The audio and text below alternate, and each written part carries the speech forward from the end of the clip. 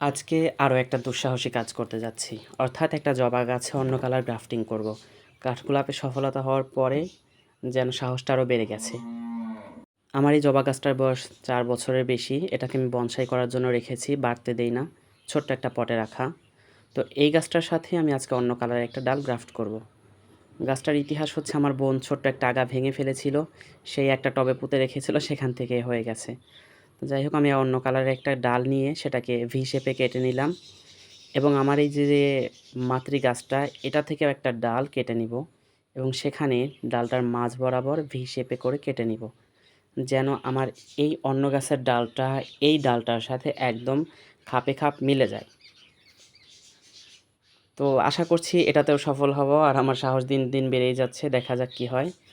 আমি দুটো লাগিয়ে দিয়ে গ্রাফটিং টেপ শক্ত করে এঁটে দিব এবং সেম প্রসেসে কাঠগোলাপের মতনই এটাকেও একটা পলিথিন দিয়ে ঢেকে দেব, যেন বৃষ্টির পানি না যায় বা কড়া রোদ না পড়ে। তারপর আলো ছায়াযুক্ত কোনো একটা স্থানে এটাকে রেখে দিব। তো আগের কাঠগোলাপ গাছটা কিন্তু অলরেডি 100% সফলতা। আর জবা গাছের গ্রাফটিং করা নিয়ে আমি কোথাও কোনো ভিডিও দেখিনি বা কারো কোনো পরামর্শ নিইনি। ঠিক যেভাবে কাঠগোলাপের গ্রাফটিংটা করেছিলাম, ঠিক একইভাবে এই জবা গাছটার গ্রাফটিং করছি।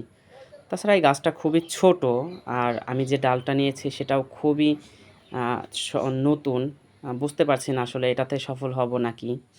তারপরও দেখা যাক কতটা সফল হতে পারি। গ্রাফটিং টেপটা লাগানোই এই গ্রাফটের মূল বিষয়। গ্রাফটিং টেপটা যত শক্ত করে এঁটে-সেঁটে লাগাতে পারবেন, গ্রাফটের সফলতা হওয়ার পসিবিলিটি তত বেড়ে যাবে।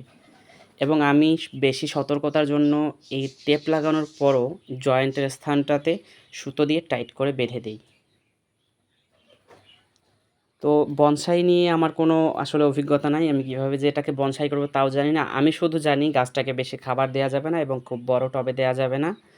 গাছটা ছোট টবেই থাকবে, এভাবে ওর বয়স বাড়বে। আপনি একটু লক্ষ্য করলে দেখবেন যে ৪-৫ বছরের একটা জবা গাছ কিন্তু বাড়েনি, একদম ছোট।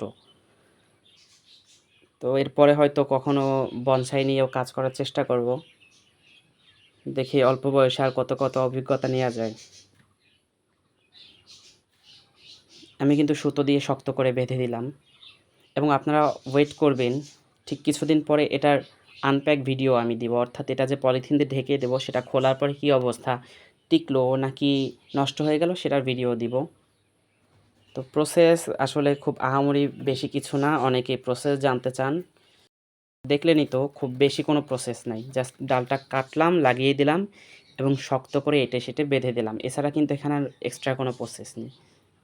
তো সবাই দোয়া করবেন যেন টিকে যায়।